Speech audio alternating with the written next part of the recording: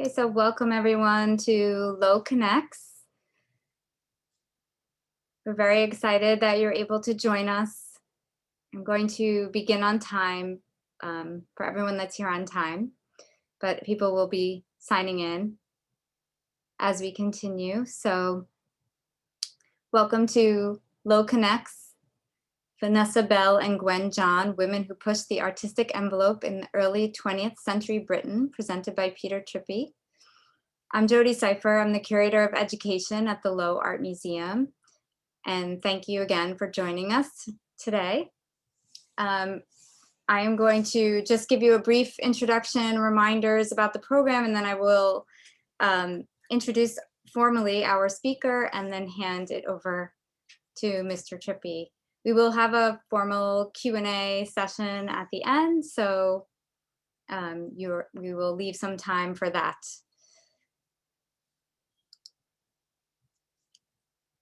We would really like to thank the Robert Lehman Foundation, as well as the Florida Division of Cultural Affairs and the Miami-Dade County Department of Cultural Affairs for their sponsorship of this event. And again, if you need live transcript or closed captioning, you can click on the little CC button that should be in your Zoom menu bar. And also you can enter your questions in either the chat feature or the Q&A feature. And we invite you to do that as the presentation is going along. I would also really like to thank Mr. Trippi for all of his hard work in preparing for this talk tonight and for being here and for all the meetings and the amount of time and obvious passion that he has put into this talk. And I know myself, I am very excited to finally hear about the fascinating lives and work of these two women. At the end, when you close the webinar tonight, there will be a brief survey. We greatly appreciate if you take just a few moments to fill it out. It helps us to report back to our grant funders, as well as we do really read them, me especially, and we look at them and think about them for our next, when we're planning our next program. So we really appreciate if you take a moment to fill it out at the end, and also you might receive an email from us tomorrow or shortly after if you want to do it then. We appreciate it.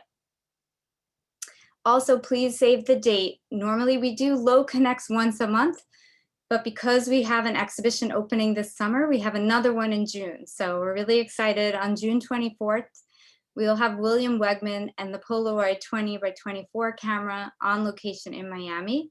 It will be at 5:30. And he will be joined by John Reuter. William Wegman and John Reuter worked together with the Polaroid camera, both in and out of the studio for decades. And this talk will offer a rare glimpse into the work that they did with this 20x24 Polaroid camera, for which Wegman is very well known for.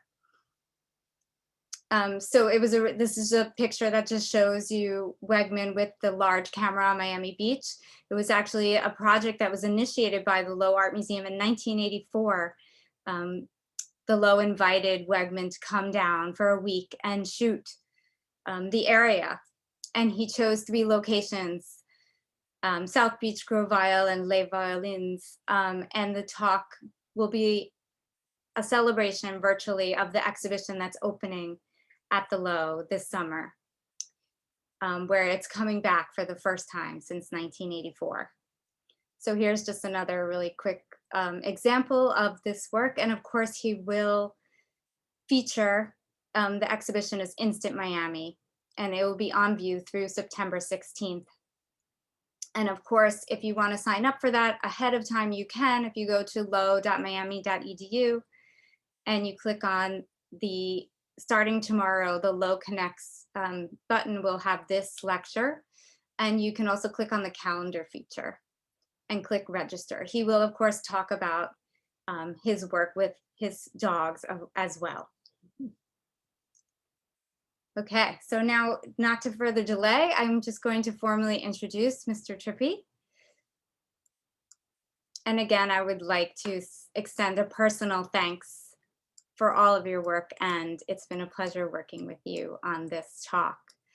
So Peter Trippi is editor-in-chief of Fine Art Connoisseur, the magazine that serves collectors of contemporary and historical realist art.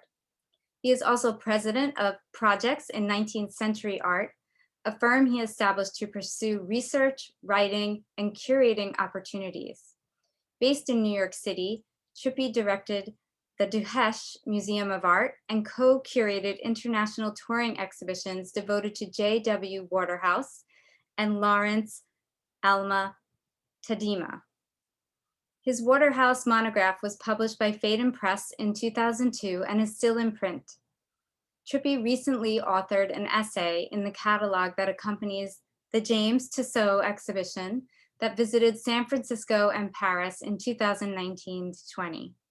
His current exhibition, Artful Stories, Paintings from Historic New England, was co-curated with Nancy Carlisle and is on view at the Eustis Estate in Milton, Massachusetts through October 2021. Please give a virtual warm welcome to Peter Trippi. Thank you, Jody. Hi, everyone. I hope you can hear me. Jody, give me a thumbs up if I'm audible. Am I okay? Great. Thank you. I'm going to share my screen. If you'll bear with me for a moment, I'm going to go to the very beginning. Great. Well, let me just repeat thanks. It is a pleasure working with Jody and everyone at the Lowe Art Museum. It's been such a pleasure these past months getting to know you. And I'm thrilled to look forward to my next visit to Miami and seeing you in person. It's been a virtual friendship so far. My mission tonight is to talk about these two remarkable women artists, Vanessa Bell and Gwen John. As you can see, the title of my talk is Women Who Pushed the Artistic Envelope in Early 20th Century Britain. And I'd like to tell you a bit more about why that is while you look at self-portraits that they made. Here's my little manifesto, if I may. These two women pursued very different life journeys and created completely distinctive art. Yet the British artists Vanessa Bell and Gwen John had a lot in common. Both were born in the Victorian era that expected quite little from women, yet each in her own way surprised, sometimes shocked, their contemporaries while making forward-looking artwork still admired today. The important art created by these talented women could not help but be informed by their colorful and unconventional private lives, which I will touch on a bit as well. So let's look at these images first. We will see them again later. You can see from the life dates that the two women were roughly the same age. Gwen John was a bit younger, but unfortunately she also died much younger herself. Now, the two women probably did meet at least once. The London art world was large in their era, but not that large. Unfortunately, we don't have a record of that meeting, and it's hard to say what they would have thought of each other. The fact is that John did not socialize much and spent much of her life in France rather than England, so the chances for convergence were minimal. But we do know that Gwen's famous brother, Augustus John, and I'll talk about him a bit later, he knew everybody in the British art world and certainly knew Belle and her friends quite well. Now, 2 points I would love for you to keep in the back of your mind as you're listening to the rest of the talk, and those would be distinction points. First of all, money. Although Vanessa Bell always felt that she didn't have quite enough money, there was what we would call plenty of money in the story, that she never struggled to pay the rent or get food on the table. She was from an elite family, and you'll find out why. John struggled constantly, and that was true right from young adulthood through her death in 1939. The second point is class and social status and also sociability.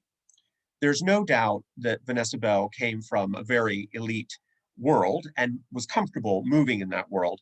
Gwen John was very intelligent and very gifted, but was more reticent and less connected in terms of her sociability. She certainly corresponded heavily, and we'll talk about that too, but these distinctions will emerge as we pursue their lives. Now, let me begin with Vanessa Bell. One could say that it's a more colorful story because it's probably more familiar to you. She's Vanessa Stephen Bell, and I'm showing you here images of her at different stages of her life. She was always well-dressed, as you can see. These are paintings, one by her friend Roger Fry on the left as a young woman, and then one that she has made herself in old age at the easel. And she was a diligent worker, to be sure. She made a lot of art. Now, so often, of course, we skip over family or parentage, but it's crucial in the case of these two women, partly because of their generation, that women were very much attached to their families until they married. And yet it's also compelling to think about how interesting Vanessa Bell's parents were. On the left, you see her father, Sir Leslie Stephen. He was an author and a critic. He may be best known to you as the driving force behind the Dictionary of National Biography, which is still in print. He was at the center of literary London. He was known by everybody, and thus the Sir part. He was not born to it, he was granted that honor. His wife was a beauty, as you can see, Julia. She was born a Princep, which is a very important name in Anglo-India. Her family were colonial administrators there, but came back to England. She married a man called Duckworth. He died, and then she married Sir Leslie Stephen. So she was well connected, but deeply interesting because as a girl, she moved in these artistic circles in London, quite bohemian in their own way, but very upper class. Now, you may know this story a bit already because you certainly know the work of the great writer Virginia Stephen Woolf. This is the younger sister of Vanessa, 3 years younger, as you can see. And it's worth pointing out that Vanessa designed the jackets for all of Virginia's books, the first editions, all by her beloved sister, Vanessa. The two were very close, and it's worth pointing out that the terrible mental health issues that were faced by Virginia were boldly dealt with by Vanessa and Virginia's husband, Leonard Woolf, the publisher. So together they were a support system for fragile Virginia. Now, this talk is going to involve again and again siblings, and that's a very important point again in these two particular cases, but also women were often very much involved in their families' lives at this time. I would say that it's a complicated family history for Vanessa Bell. Her parents each had been married and brought children to their own marriage, so she had not only natural siblings, Virginia, Toby, and Adrian, two boys, but also a half-sister, Laura, from her father's side, and two half-brothers, George and Gerald Duckworth. Sadly, Vanessa later said that those two boys, the Duckworths, had abused her sexually in childhood, but I don't want to go down that road on this particular occasion. Now, this very interesting family lived at 22 Hyde Park Gate. It is still a glamorous address today. You can see what a grand house that is. There were servants everywhere. We see the blue plaque on the front, even today, where Sir Leslie Stephen made his mark. The girls were educated at home in languages, mathematics, and history, so they were privileged in that regard. Vanessa went to the ladies' department at King's College, London. She took drawing lessons because she was very interested in art making from a young age. She studied at Sir Arthur Coke's art school. She even studied painting at the Royal Academy schools in central London, with no less than John Singer Sargent as one of her tutors. Now, unfortunately, she had to stop studying art formally when her father fell ill. His wife had already died, so she had to look after him in his final 2 years. And that was a very important turning point. When he died in 1904, there was plenty of money and also freedom. So the four Stephen children moved to Bloomsbury, not far away geographically from Hyde Park Gate, but a world away psychologically. This area, Bloomsbury, which is still very much in the heart of London, was far less fashionable among high society, but a lot more fun. Let's remember that Vanessa was about 25 at this point as they moved into this house in Gordon Square. It was a world of bohemian artists, writers, and intellectuals. We've all heard the phrase Bloomsbury Group, so I won't bore you. Of course, Virginia Woolf was at the very center of that with her sister. Now, it's worth pointing out that just there in that neighborhood still today is the University of London, which always had the most adventurous scholars in Britain because it was not related to the Anglican Church. It was independent and secular. And indeed, Vanessa and Virginia convened weekly meetings of their friends, and Vanessa began to think of herself as a professional painter, just as Virginia thought of herself as a writer. Now, in the mix were fascinating people. There are separate lectures to be given about them. I'm showing you just, for example, Lytton Strachey, the historian, philosopher who's at the center here with his legs crossed. He wrote Eminent Victorians, which was a 1918 takedown of Sir Leslie Stephen's generation. And that's kind of interesting that inevitably in these stories, we see generational conflict. The younger set is always rejecting what came before. That's nothing new. I'm also showing you here Vanessa seated on the right and Duncan Grant. He'll figure prominently in just a minute, I promise you. He was an artist and dear friend of Vanessa. Others in this mix were Maynard Keynes, the great economist, E.M. Forster, the writer, and of course Leonard Woolf, who married Virginia in 1912. So, herself, Vanessa decided to marry Clive Bell in 1907, but this was from almost the beginning an open marriage. They loved each other, they supported each other, but they did keep separate households for much of their marriage. This is a picture of Clive quite young on the left and then in older age on the right. They had two children, Julian, who died unfortunately in 1937 fighting for the Republicans in the Spanish Civil War, which gives you a sense of his political standing. And also Quentin, who didn't die until 1996, amazingly. So Quentin Bell became very much a biographer of his parents' era and milieu. Now, in her open marriage, Vanessa had several deep and passionate affairs. One was with Roger Fry, the brilliant critic and art historian. You see him here. Unfortunately, his wife spent much of her life in an asylum, so he was looking for company within his friendship circle. Roger Fry will come up again in the chat. A famous museum director, believe it or not, at the Metropolitan Museum of Art in New York for a time, and also a great, great thinker and writer about art. Another of her lovers was Duncan Grant, whom I showed you before. Now, what's interesting about this is that you could call him the true love of her life, yet in fact, he was bisexual. And his great love was David Garnett. It's a fact that Vanessa and Duncan had an illegitimate daughter, Angelica, who very graciously Clive Bell raised as if she were his own, just like the two boys I mentioned before. But it was very much a menage. David Garnett was very much in the picture. Duncan Grant, a fabulous artist who deserves his own lecture, and you'll be seeing some work that he did with Vanessa, his dear friend and fellow innovator. Now, just to point out, there were lots of other artists that I don't have time to go into, but this is Vanessa's image of her friends, Frederick and Jessie Etchells at work. It's a very creative atmosphere in which they live, both in the city and in the country. And again, fun. We see here all three of her beloveds lined up to watch her cut the hair of Lytton Strachey. Who would think to take a photograph of this? Why would it survive? You get a sense of that whimsy and eccentricity. They were known by all in England in the art circles and the culture circles because they were so colorful and a little bit out of bounds. Now, absolutely, things begin to change in November of 1910. Vanessa and her circle attended the grand opening of England's first major exhibition devoted to post-impressionist painting. As you can see here from the poster, it was called Manet and the Post-Impressionists. It was organized by no less than Roger Fry in London. It was a sensation. It was not popular in the sense that the critics hated it. Conservative England was still not ready, as late as 1910, if you can believe it, for these important artists who were on view for the first time. Cézanne, Matisse, Gauguin, Seurat, Van Gogh, Picasso.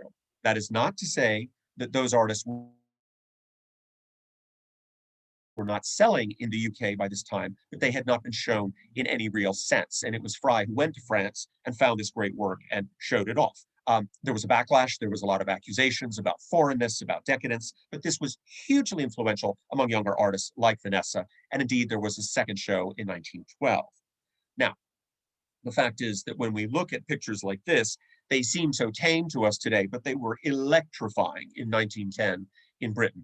Cézanne, of course, one of the great masters of all art history, was embraced by this crowd and studied very carefully from then on. Now, it's important to say that we don't have much evidence of Vanessa's work from before this period, so I can't show you a before and after.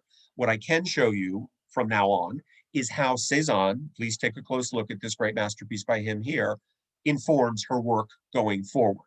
There's no doubt that she becomes, like so many young people around the world, an acolyte of Cézanne, but on her own terms. In much later, Virginia Woolf wrote something very interesting. She wrote, on or around December 1910, human character changed. I am not saying that one went out, as one might into a garden, and there saw that a rose had flowered or a hen had laid an egg. The change was not sudden and definite like that, but a change there was nevertheless. And I think this is very much about the exhibition and about the buzz that it created and the will among these sorts of creatives to do something different, to be inspired by what the French had done and to take it forward in Britain. Now, I myself am a student of Victorian art, but I must say, look at this picture from the president of the Royal Academy in London. E.J. Poynter was an old man by the time we're talking about 1910. He still had 8 years to run as president of the RA. This picture was from the previous decade. It couldn't be more old world. It couldn't be more predictable and academic and stuffy. This is the art with which Vanessa and Virginia had grown up, and they were tired of it. They thought, no more, please. Let's do something that reflects new ways of addressing similar images. Here we've got the idea of figures in a garden, absolutely no problem. We'll see plenty of those in a moment. They also were very much resisting the Victorian aesthetic of decoration. This is the house of the famous caricaturist Linley Sanborn. It's marvelous, it still exists, but boy, is it dark. And that was tiresome to this Edwardian generation. They wanted something new. And in this case, they didn't want just bright, they wanted all of those French aesthetics that I just showed you in the exhibition clips. So this is where they're coming from, and they want to go in a new direction. How do they do it? Well, there's nothing like opening a business to get you focused. In 1913, Roger Fry and Duncan Grant and Vanessa Bell launched together the Omega workshops. Now, the British call it Omega, but I'm going to go with the American pronunciation Omega, if you'll forgive me, because I don't want to sound strange. I'm going to read to you this wonderful invitation they issued. You are invited to an exhibition of decorative art at the above address, examples of interior decorations for bedrooms, nurseries, furniture, textiles, hand-dyed dress materials, trays, fans, and other objects suitable for Christmas presents. Well, that's enticing. That's very approachable. This is not high and fancy art. This is about merging the fine and the decorative arts. And indeed, they set up business at 33 Fitzroy Square. You see the building here when it was later a hospital. Now, it's a pretty impressive building for some young artists just starting out a little firm, isn't it? I mean, again, no lack of money. They knew where to be in the heart of town where elite people could find them. I should also point out, I'm just going to back up for a minute, if I may. Look at that marvelous decoration on the invitation. That's not looking anything like E.J. Poynter, is it? I'll talk a bit about that aesthetic. I would argue that that figure is very much borrowed from African art. And hold that thought, if you will, please. Well, here's an example of a room fully furnished by the Omega Workshop during its heyday. This is a reminder that they wanted to handle every surface if they possibly could. We see these really adventurous carpets, the textiles that they've designed, all the little bits and pieces of ceramic and so on are by them, even the furniture. It is something very fresh and different from that Linley Sanborn interior I showed you a moment ago. Now, I should point out that you could buy individual objects or you could have them do the whole room. This was certainly good additional income for these artists because they had their own fine art careers going along the way. I should also point out that the work was done anonymously. All they did was put the symbol, the letter, the Greek letter, omega, on the object. They did not sign it with an individual name, which makes it a little tricky to trace some of this stuff. They also were very much merging in with publishing. Leonard Woolf and Virginia were running the Hogarth Press side by side. So there was a belief that artists and creatives could create their own distribution systems in these ways. Now, some of this had not been, unheard of. William Morris, the great Victorian designer, had certainly run an all soup to nuts business of decoration and ran a shop in the middle of London too. So this is not exactly, out of nowhere, but the fact is they did it with style and with a modernist twist. I'm showing you here an exhibition from France, which has a few exquisite objects that were made by the group's members. Now, let's remember that the dominant color in Victorian times was brown. So there's not a lot of brown going on here. This is bright colors, a craft sensibility, again, removing the border, which is ridiculous between decorative and fine arts, all these different kinds of materials like pottery and candle shades and trays, even costumes for a theater production. Here we've got this kind of fun and festive, we might even call it folk aesthetic on the cabinet and the chest, just for example. Now, I'd like to underscore the cosmopolitanism of this crew that Vanessa ran with. They were looking in all different directions. Let's not forget they're at the center of the British Empire. It's an easy trip to France for the weekend, and also, of course, there are things flowing in through the Port of London. Well, Vuillard, of course, one of the great post-impressionists, was well known to this crowd through his exhibitions in France and also a little bit in England. This is an example right here of intimism. Vuillard is the great master of that artistic movement circa 1900 and after that prioritized depictions of ordinary personal domestic spaces, especially the artist's own homes. There was always a fascination in England with how artists lived. And of course, Vuillard picked that up and showed you his own home. This is where his mother, who was a very fine seamstress, was decorating the home with wonderful textiles. So this appealed to Vanessa Bell very strongly and is living in her own work, as you'll see. This is an example of Vuillard just having fun with the plate, just decorating it in a kind of crafty, folksy way. And we'll see more of that from the Omega crowd shortly.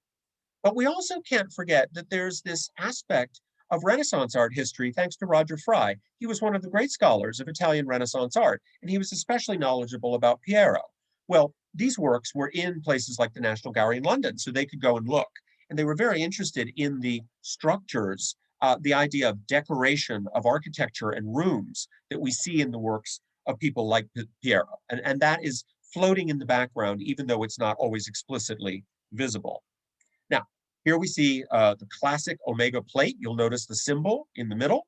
Also, please look at those marvelous decorations around the edges. They evoke simultaneously English folk art, but also African art.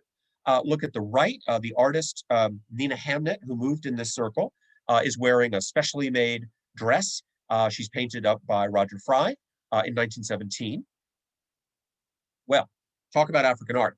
You can't do much better than the British Museum. I've circled for you in red on the map on the right, Gordon Square at the top, British Museum down at the bottom. They could walk over any day they want and look at the art arriving from parts of the British Empire. I'm just choosing here one example from the current display at the British Museum. They were so privileged and sophisticated not to have to bother reading a book about art. They could go and see it themselves at the great museums of wealthy London.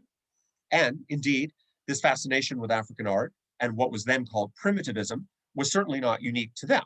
Over in Germany, especially in Berlin, we see Kirchner making art that is, at the very same moment, drawing from that aesthetic of angular edges and a kind of intense colorism, which is very attractive.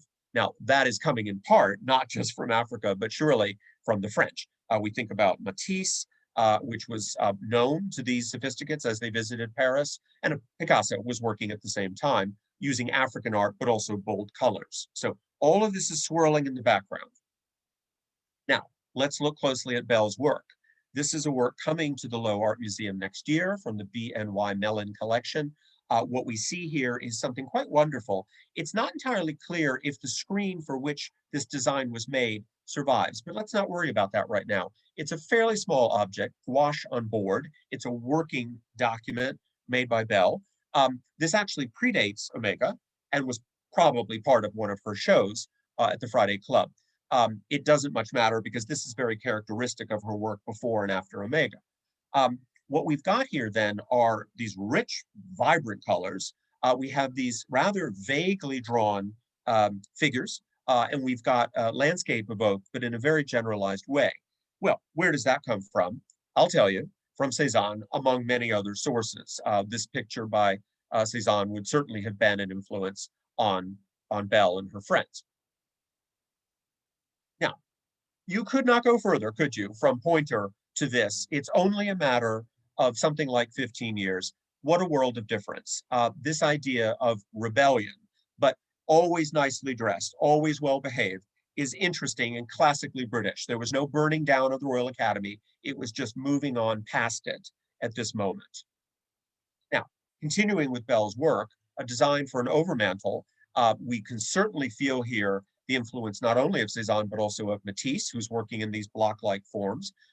Bell actually painted herself and her friend Molly McCarthy in the nude at her studio in Gordon Square to make this, so they're hands-on. Of course, they did hire models, but they also used each other for reference.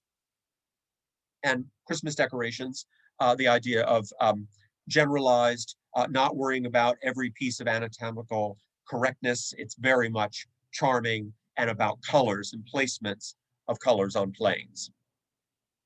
Here she is at work, again, a very hard worker, doing another portrait. And the self-portrait I showed you before. Notice, please, that difficult nose. Vanessa Bell was a beauty. She did not have a nose that looked like that. That is a direct homage to African art. The noses that are so prominent and often differently colored from the rest of the face. She's clearly looking in that direction in her own work. And that made sense to her friends, although it might have jarred with more bourgeois audiences. Now, there was a problem, unfortunately. The manufacturing of the items that this crowd decorated, it was outsourced to craftsmen, and it was not always of the best quality. There were lots of contretemps within the group about you got paid more than I did, and how come I'm not getting a commission this week? That was tiresome. The techniques were inefficient. They were handmade for every object, which doesn't work at a certain point economically. There was lukewarm media coverage. There was a lack of orders as a result. Therefore, the works of art were expensive, and therefore they had to rely on sympathetic and wealthy friends, such as George Bernard Shaw, the great playwright. That is a recipe for disaster, and then you have World War I coming along. People were not decorating their homes during World War I. They were trying to survive and worry about their children serving in the armed forces. It crashed to the ground, unfortunately, in 1909. I'm sorry, 1919. Let me get that straight. 1919. They did survive the war, but they did not survive it for long. And there was a kind of clearance sale in 1920, which is rather heartbreaking to think about. Now, their minds had moved on. That Vanessa Bell was thinking about the countryside. She was here in Gordon Square, in this area, which is all fine. Nature in the middle of the city. Bloomsbury is a remarkable neighborhood because so many of the squares have beautiful verdant lawns. So you could get away from the urban grid just by walking through a private a gate. These squares were often key access only. But quite understandably, as London was being bombed by the Germans, Vanessa, Duncan, Clive, and others wanted to get out, and so they moved farther afield. I'm showing you here at top left a map of England. You see here that red area, that is East Sussex. And then I've made a very primitive blob here on my larger map, which is in fact Firle, the village of Firle in East Sussex. This is where they landed in 1916. What they found, and I'm referring to Bell and Grant in particular, was a derelict farmhouse that they called Charleston. And it was built in the 16th century. It was a bit of a mess. It looks very charming now today, doesn't it? I should point out that Grant was exempt from military service because he was a conscientious objector. So David Garnett was as well. And so they joined Bell to rehab the house. And as artists, they were full of energy, and they lived there on and off over 60 years. It's quite incredible that the house became their spiritual and physical home. Now, more interesting than the exterior are these spectacular interiors. These are, as you will find them today when you visit Charleston Farmhouse. It is open to the public by advance reservation now. Look at these marvelous living paintings.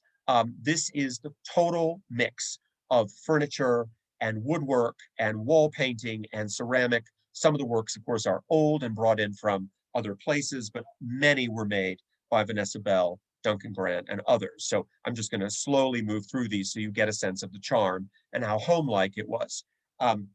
It is amazing that it's untouched. Thanks so much to Quentin Bell, who survived for such a long time, the son. You see here all sorts of aspects of, friendship circles, of course, but also marvelous abstracted decorations everywhere you look. Also, some Renaissance style decorations, which I'll come back to in a minute. Look at the figures holding up the floral arrangement over the mantle. Well, also the garden. That was a room in its own right. They were absolutely in love with nature, as I mentioned before. There was a walled garden with mosaics, box hedges, gravel pathways, and ponds. That was a source of the wonderful flowers that Vanessa Bell loved to paint. You're seeing here two examples from a little bit later. They were, of course, easy to sell. Flowers are always attractive to buyers, but also she genuinely loved them. And the interiors. She was a marvelous recorder of what was in her homes. She always kept a place in town, as you see on the left, and then also out at Charleston. It just seems to me these are emphatically French feeling, aren't they? That you can imagine your favorite French artist of the 1910s and 20s making pictures similar. And that is a very important point, that this was a Francophilic operation, but yet it was genuinely something they loved, not just to be fashionable. I mentioned before collaboration. Bell and Grant worked together tirelessly through the rest of their lives on different projects. And here you see two examples, which are very much informed by the Renaissance. We can see the fascination they would have with Roger Fry's studies of Renaissance art and beyond. And these were specifically commissions. And of course, they decorated their own home. Um, Bell worked right up into her very late years. She was making scenes all around the property late in life. And also this delightful commission that should not be missed when you go to Charleston. She was commissioned along with Grant by the famous art historian Kenneth Clark and his wife Jane to make the famous women dinner service. Now this is girl power at its best. These are 50 hand-decorated plates that show women of great interest all the way through history. This is long before Judy Chicago and her wonderful dinner party. I'm showing you here just two examples. Marie Antoinette on the left and Greta Garbo on the right. You can't do better than that for a span of glamorous women. So this idea of fun and engagement with commerce, if you will, because after all, they were paid to make these, is really interesting. They were very much practical and did, supplement their independent incomes with making art for sale.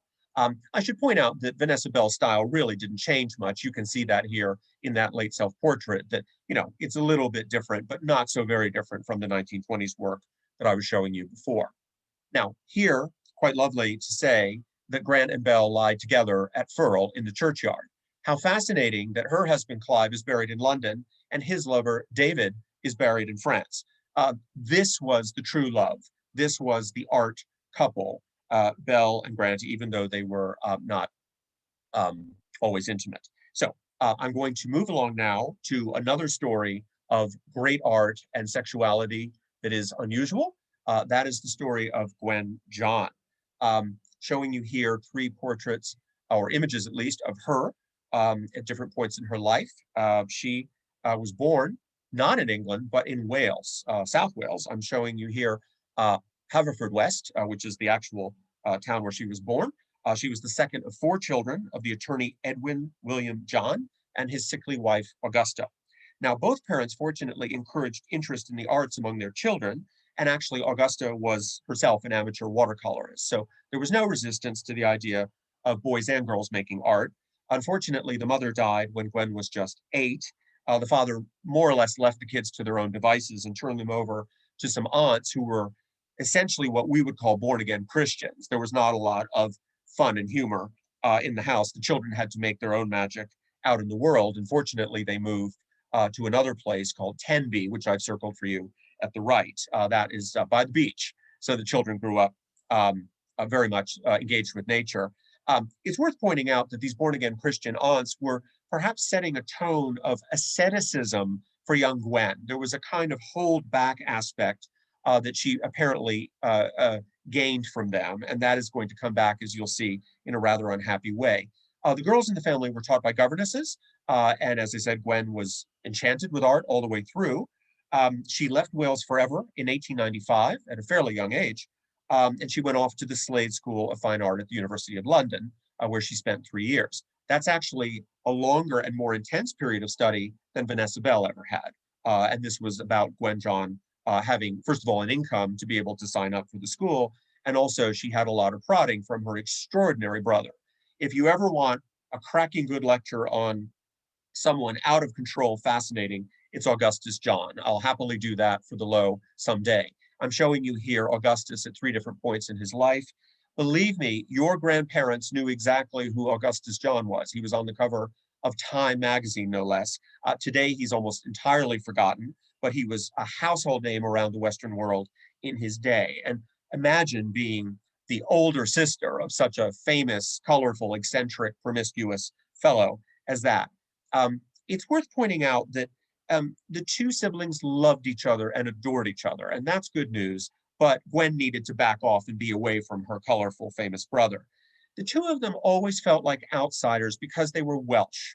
England was at the center of the British Empire, and Wales was always made to feel somewhat secondary. And so they came to the Slade School in London with a bit of a chip on their shoulder. They needed to prove themselves. They were, to a certain extent, discriminated against by their peers.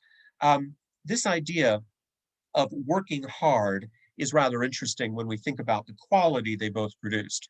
This is an image on the left, two iconic images by Augustus. First of all, Dorelia MacNeill, we'll hear a bit about her in a moment, and then the crazy eccentric socialite Marchesa Luisa Casati. I think you would never confuse these richly colored and extremely specific images on the left with Gwen's work from her prime period, circa 1909 to 1911. They all depict women, but they're of a very different order. And I want to talk a bit about why Gwen goes down the road she does. Interestingly, Augustus, who wrote beautifully about his sister in his autobiography called Chiaroscuro, he said that her pictures were almost painfully charged with feeling. That's a quote. He also quite wisely and perceptively predicted, quote, "In 50 years' time, I will be known as the brother of Gwen John." That is so moving because he saw in her great talent, but he knew that she wasn't pulling it together in a kind of public-oriented way. Indeed, her reputation has grown over time.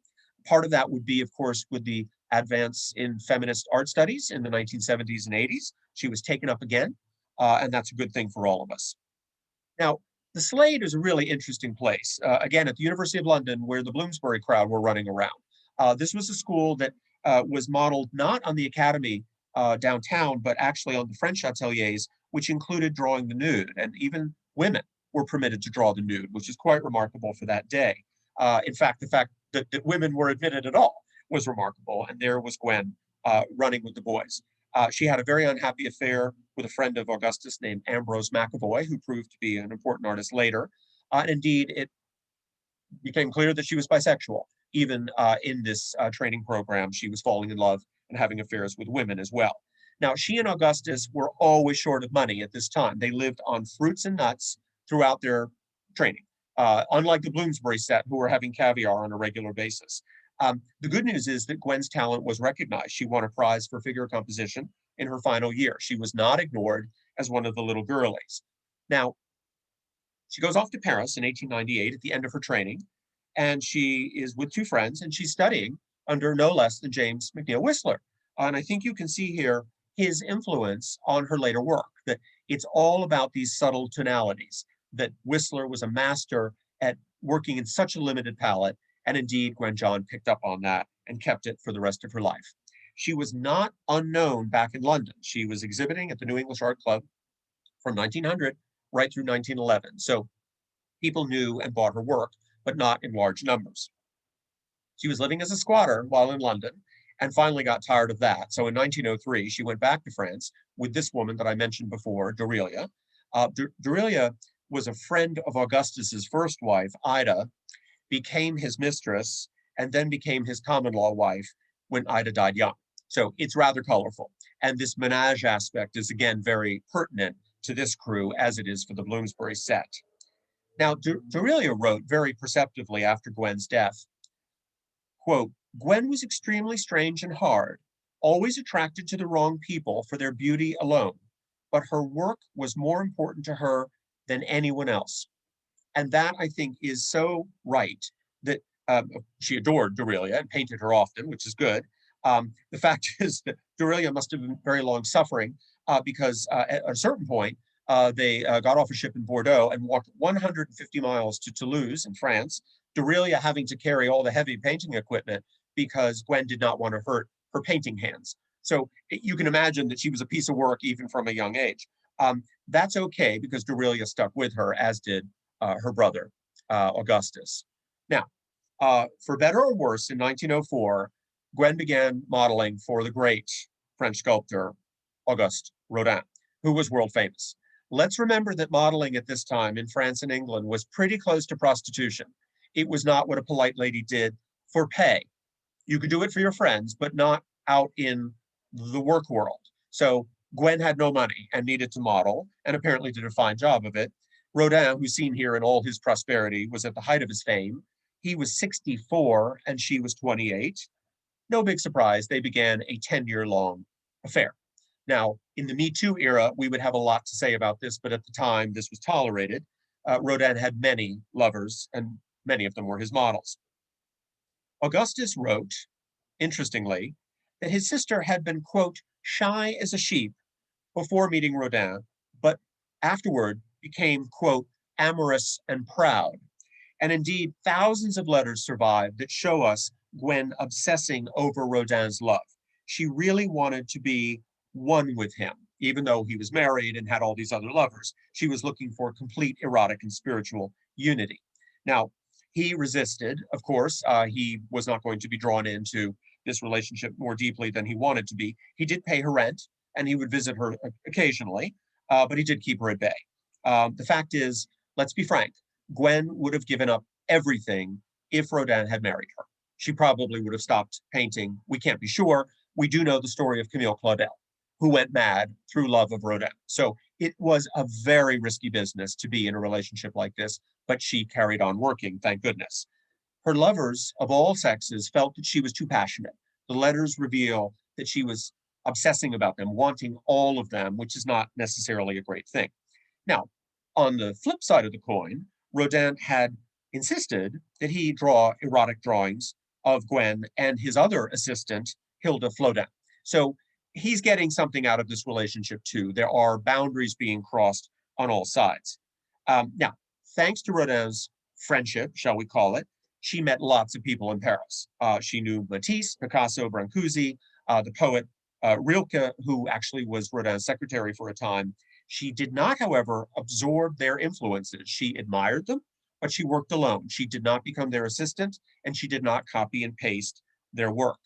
Now, talk a little bit about obsessive. In 1910, as the relationship is dwindling, she moves to Meudon, which is the suburb where Rodin was working and living. So she's right there on the perimeter of his estate, watching and hoping. Well, in Meudon, interestingly, she gets to know the Dominican Sisters of Charity, a group of nuns who live right nearby, and she begins making a series of portraits of Mère Marie Poussoupin, who was the founder of the order back in the 17th century.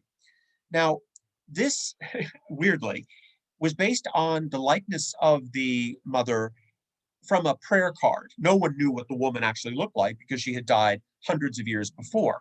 But Gwen had two actual nuns from the order pose as if they were the mother. And that went on, if you can believe it, for 7 years. Literally, they decided to order one portrait of the mother for each room in the convent. So this was a format that Gwen was tapping into. It's this precedent of the female figure in 3/4 length, seated. This is very still, very austere. You could say it's very chaste. The emotion is very restrained. And unfortunately, it's a bit intense. If you look closely at the surface in person, you will find it's very intricately worked. She was absolutely exhausting herself, working on all the versions simultaneously. She did not finish them one by one and turn them in. She kept them all going, which is psychologically very challenging. I think you would agree. Now, this became an archetype for Gwen, the idea that it's not about a specific nun, it's about a type of nun. This applies so much to the rest of her artistic career, as we shall see.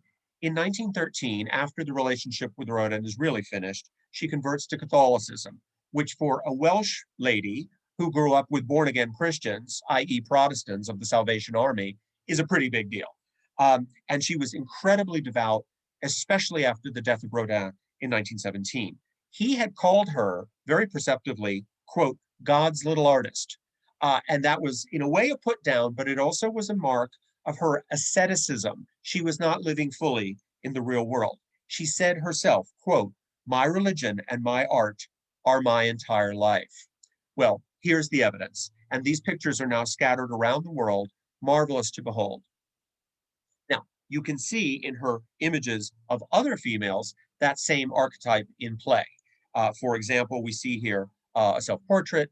Notice that halo effect around her own head. Look at this emaciated girl whose name was Fenella Lavelle. Gwen didn't eat enough food. Augustus and friends were very concerned about her health. I think you would agree that this young woman on the right also looks undernourished. There is always in her art an attenuation, a thinness, like the woman herself. And the pictures tend to be about 24 inches high. She's got a certain kind of easel size format that seems to work for her. It's manageable, shall we say. I think it's also worth mentioning that we have another variant here on intimism. I hope you remember my mentioning Vuillard and his idea of being inside and looking at textures within the room. This is very relevant to Gwen John. These marvelous surfaces that are so carefully worked by her. It's thick paint applied in small touches, so the textures are really rewarding to study up close. This is another expression of that impulse. I'll point out, by the way, on the right, this is one of 10 versions she makes of the convalescent, a girl who's healing. In 1911, Gwen wrote, "I paint a good deal, but I don't often get a picture done. That requires for me a very long time of a quiet mind and never to think of exhibiting." That says so much, that she is not fully engaged in the world of buying and selling. She can live simply and do the work as she likes.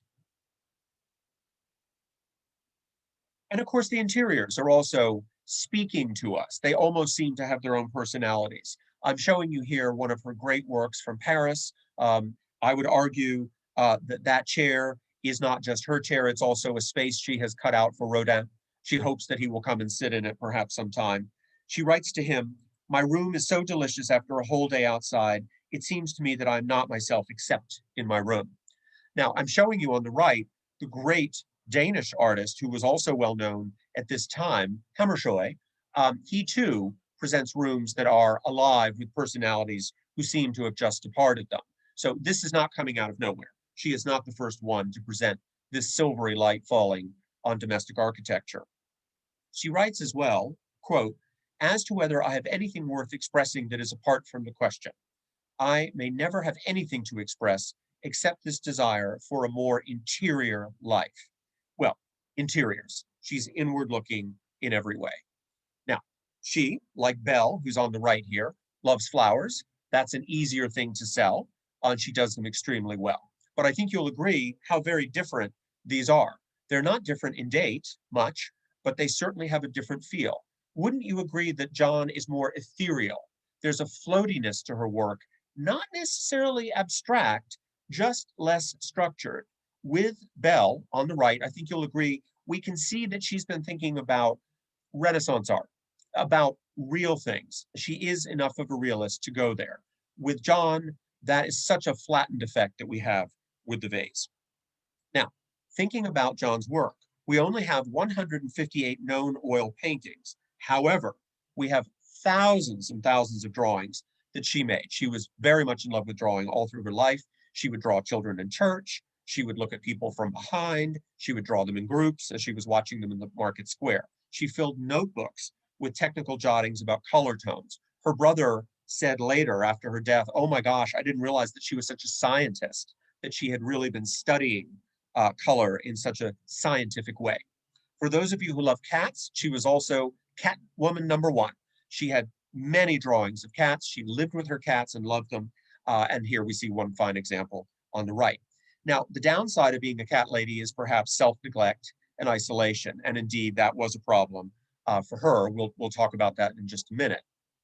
Now, the two works in the BNY Mellon collection are fascinating because they are specifically French. They are not from just anywhere.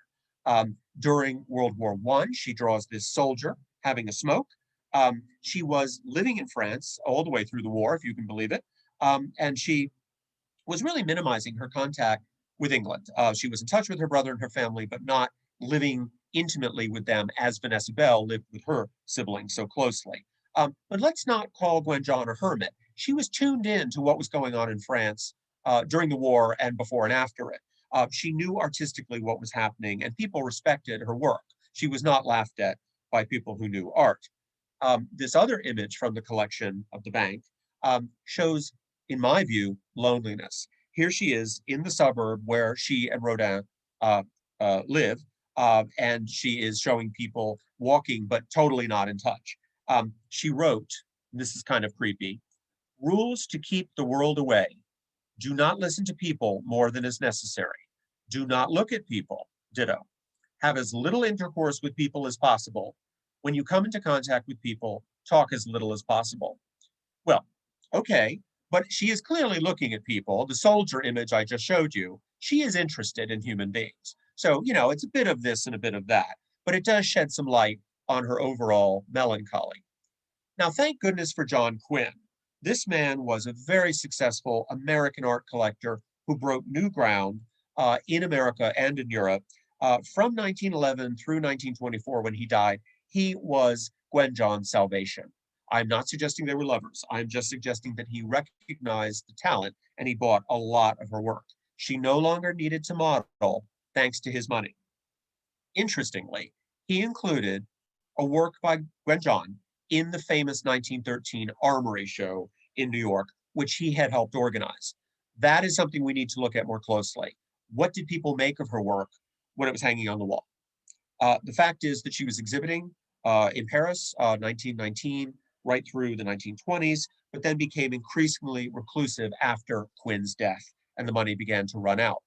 Fortunately, there was a successful show in London in 1926 that might have topped up her coffers a bit. The British loved the nun pictures, which were numerous at that time. The last dated drawing we have from her, the last dated work, is 1933, but she doesn't die for another 6 years, and that is a bit of a concern. Now, it's also worth pointing out that her love life was failing as well. In the late 1920s, she had a very deep and intense affair with a woman called Vera Omenkoff, but that finally collapsed in 1930. So things were tricky, shall we say. She died virtually unknown in France on the 1st of September, 1939, a momentous day in world history. That's when Britain declares war on Germany. She was by that time sleeping in what was essentially a garden shed with her cats in Meudon. She weirdly brought only her will and instructions for burial to Dieppe on the coast. Now, it's not clear if she intended to cross back to England for safety or whether she intended to die right then and there. She was emaciated when they found her body. She was 63. It is heartbreaking, but the good news is this. Her nephew Edwin moved quickly to protect her art back in Meudon so that it was safe and preserved during the war and after. That's a miracle because it easily could have gone to rack and ruin at that time. I'm showing you here a plaque that was finally unveiled at the cemetery in Dieppe on the coast of France where she's buried. It was not a lavish tombstone before. Now, as you can see, it's very prominent. I think it's interesting that she wrote, and this is inscribed on the plaque, the following. People are like shadows to me, and like a shadow I am to them. She had written this to Rodin, and indeed she was a shadow in his life, even though he loved her in his own way.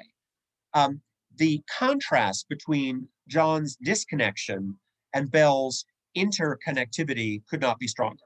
And I think I'd just like to leave you with these self-portraits, which are so wonderful, and also let you think a bit about how great art is made by two such very different people. Thank you for listening.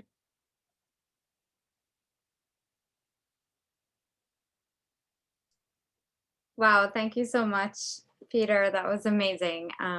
Yes, have some water because you were just amazing. And we were just so impressed by your energy and the stories and just the knowledge that you have about the whole time period and these two women. And what an amazing storyteller you are. Thank you. It's a great story. It is a great story. If anyone has questions, you can type them into the chat or the Q&A. We do have a few, which I feel like you answered somewhat, but I'm going to ask parts of them regardless, just because you briefly mentioned the importance of the cats, but wondering if you could speak a little more about that. You sort of said we would get back to it, but I'm not sure if you did. Maybe I missed it. I was able to keep up as a former New Yorker, but I don't know if everyone else was. So I'm wondering if you can talk about the importance of her art of cats and I guess the cats. I mean, you sort of talked to it. I spoke to it a bit about her not liking people and liking cats better. This is why I think I like her a lot. I love it. I love cats too. Don't get me wrong. I think it's important to mention this, that, when I say cat lady, that is such a terrible term. It diminishes people. I don't mean it seriously, but I do mean that certain people love cats and the catness of cats. Let's face it, they are not the easiest animals because they have their own identities. They're not fawning over humans like dogs do. I think it's important to stress France has always had a reverence for cats. We see cats again and again in 1890s and 1900s art. Think, if you can, for a minute, of Mucha or Cheret, the great poster makers. There's a cat everywhere. And so often we think of Paris with its cats running in the streets. Well, where did Gwen John live? Paris. So, there was a reverence for cats, and the fact that she collected them and cared for them is charming. A little bit sad when we think about, the fact that she's sleeping with them in a garden shed, but nonetheless, this is who she was. I think in our time, we might say that Gwen John had a case of depression. I don't want to put that word on her because it's not fair to read the past in our own way, but there's something in this. And, it clearly was not treated. And there we are. She was good to animals because humans were not good to her.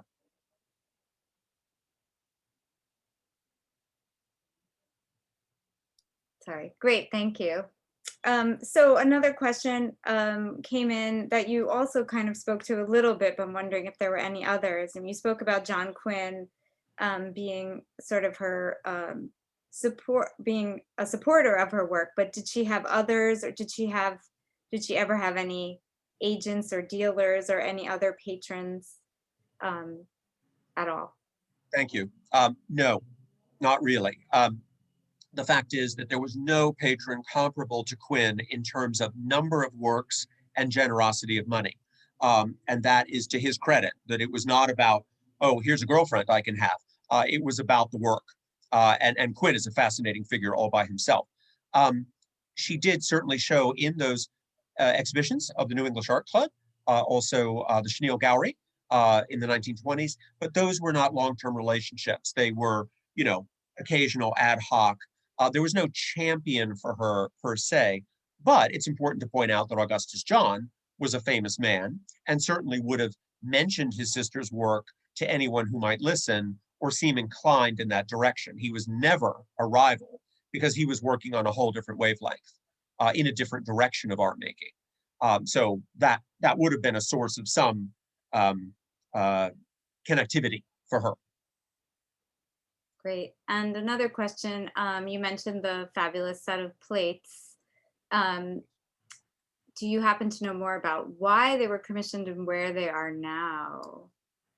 Yes, I'm delighted to report that they are hanging at Charleston Farmhouse. When you go back to England, you can see them on regular view. They are, I saw them at an art fair several years ago when they were still on the market. Now, to be clear, they were commissioned specifically by Kenneth and Jane Clark in the 1930s. The Clarks were wealthy from industry money. Clark is well known to us today as the creator of the famous art historical TV series Civilization, circa 1970, and was the director of the National Gallery in London, but he was rich and interesting long before that. He was always on the edge of the Bloomsbury crowd because he was handsome and moving in that circle, living nearby. He commissioned these two marvelous artists because they wanted a set of plates. And the fact is that they would entertain with them. And they were, practical. They were real plates. It's not like they're made of some precious porcelain, but it's the decoration that is so marvelous. And I'm sure that they were used very lightly.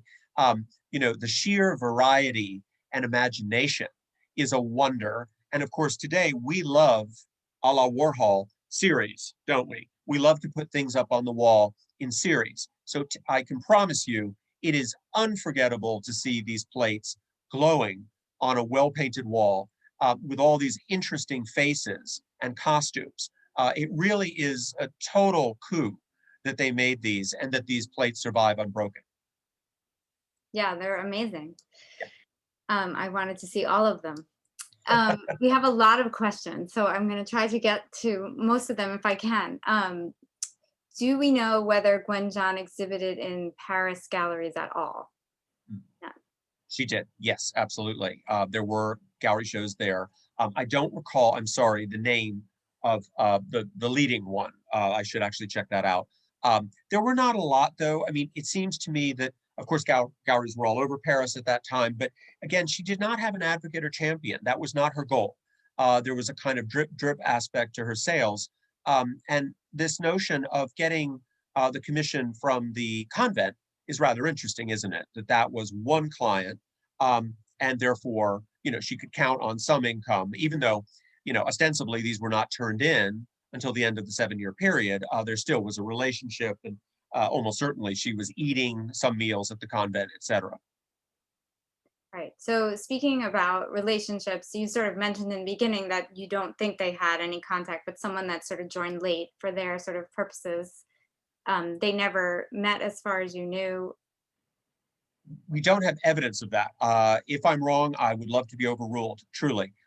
It would make sense that they had encountered each other in London or in Paris. I mean, it just makes sense. They certainly would have known each other's work. What they made of it, can't say. But it's also clear that they were cut from different cloths, and therefore they would not have been bosom buddies trading notes all the time. I feel like this idea of I, I'm so glad that we're able to put them together in this talk, because they are of the same generation and they are making their way through a difficult art world that is not quite ready for creative women to be taken seriously. And they go at it from the sides, if you will. Of course, there were women showing in major Academy exhibitions in both England and France, but there were not many. And they usually had to play the game of making the picture that everyone wanted.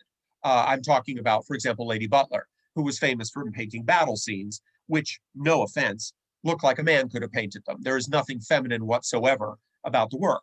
Or Rosa Bonheur in Paris, the great animalier who made pictures of animals. Marvelous, but there's not a feminine touch. That's not it. I'm not saying that these women have a feminine touch either, but they were absolutely paving their own roads. They were not necessarily relying on a format that was already existing. Right. Hence the reason why you chose the title of your talk Yeah. tonight. So there were sort of two questions that are sort of tied together that you sort of were alluding to following your last answer. How was their art perceived outside of the formal artistic circles? And it's so lots of comments about how it's great that we've put these two artists together tonight in a talk and sort of and that we're trying to elevate them, but how are they much more well known now, and are they Uh, being academically and financially received in the art world yeah. now? So then and now, I guess. Great. Absolutely. Let's start with then. Okay.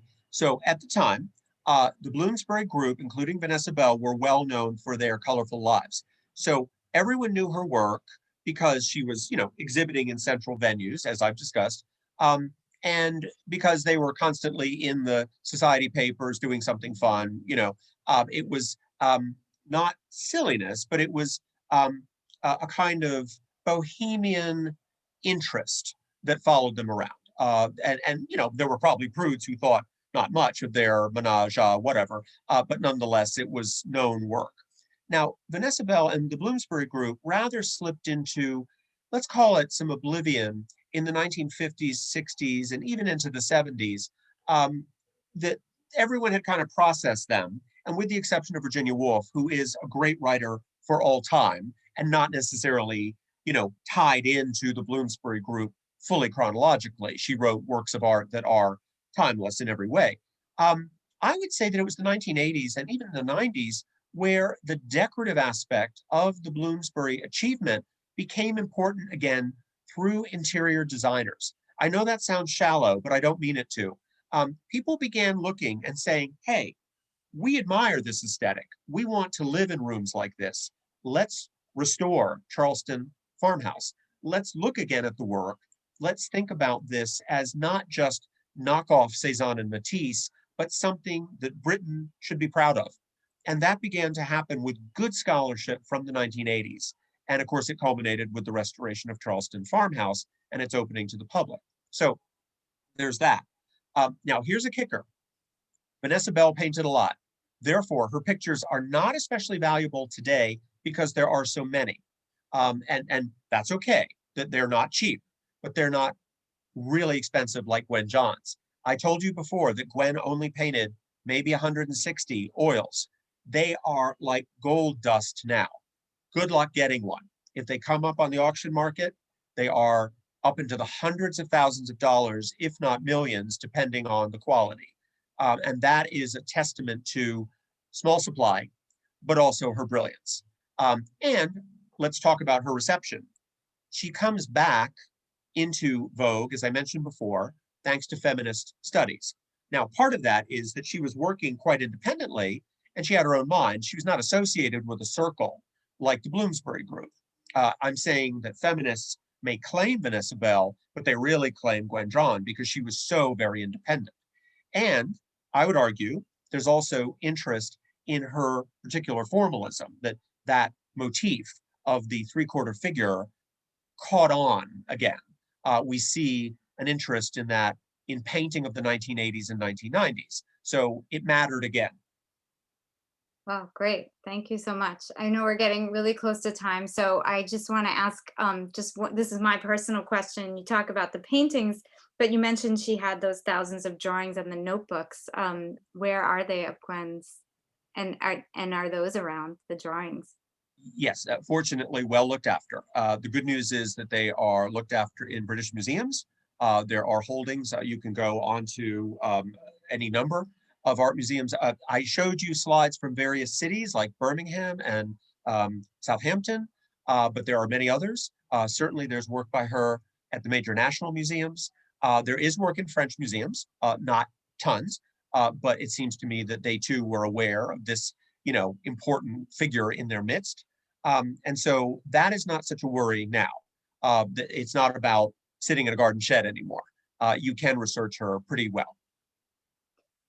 I'm dying to ask you more questions about about Rilke and that whole thing, but I know we're out of time. But there's a couple of comments slash questions about your place, your chandelier, and the painting behind you. People want to know about it.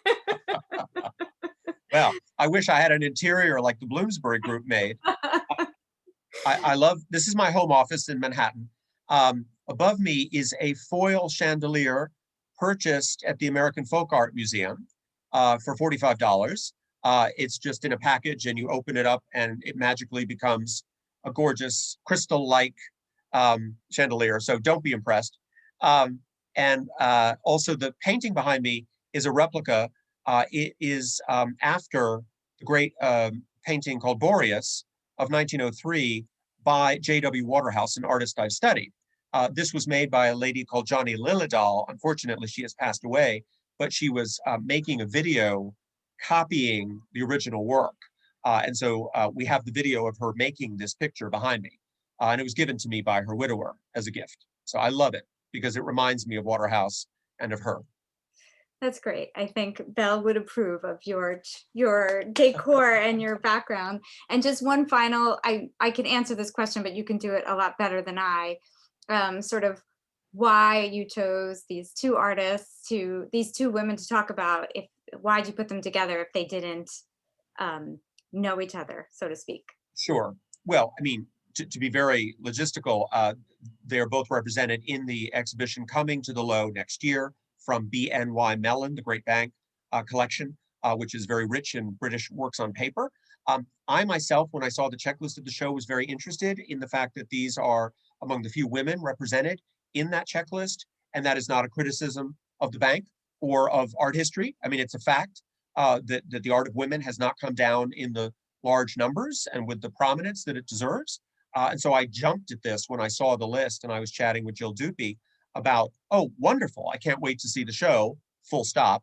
And in particular, these drawings, which are not much seen in the United States. The great collection of British art in our country is Yale Center for British Art. And both artists are richly represented there, but their work is not always on view. You might find a painting or two, but that's it. In New York City, very hard to find. This excited me, and I'm glad for the Lowe that it's got this to look forward to. Thank you so much for all of your amazing insights and knowledge. And I guess I would just leave everyone with this one question for the rest of us. You must have some great related sort of recommendations of a movie or a book if we want to learn more about sort of these artists or this time period or any of the people in the circle you discussed. Oh gosh, I must say that there are so many films made about the Bloomsbury set, one doesn't quite know where to begin. I myself was recently watching The Hours, a film in 2002. I'm sure many of you saw it, starring Meryl Streep and Julianne Moore. Miranda Richardson does a brilliant job playing Vanessa Bell as the sister who loves Virginia Woolf so very much. That's just one example of many films in which Vanessa Bell appears. But of course, it's usually in the context of her sister, who is more legendary. With Gwen John, there are some documentary films, and I'm afraid I don't have those details to hand, but please look them up. Great. Well, sorry, I sort of sprung that on you, but I appreciate you answering and all of the questions. And thank you so much for such an invigorating and exciting delve into these two women's lives and art, as well as the time period. We are most grateful. Thank you for inviting me. Okay, everyone, have a really wonderful rest of your evening. Good night. Thank you. Bye. Thank you so much.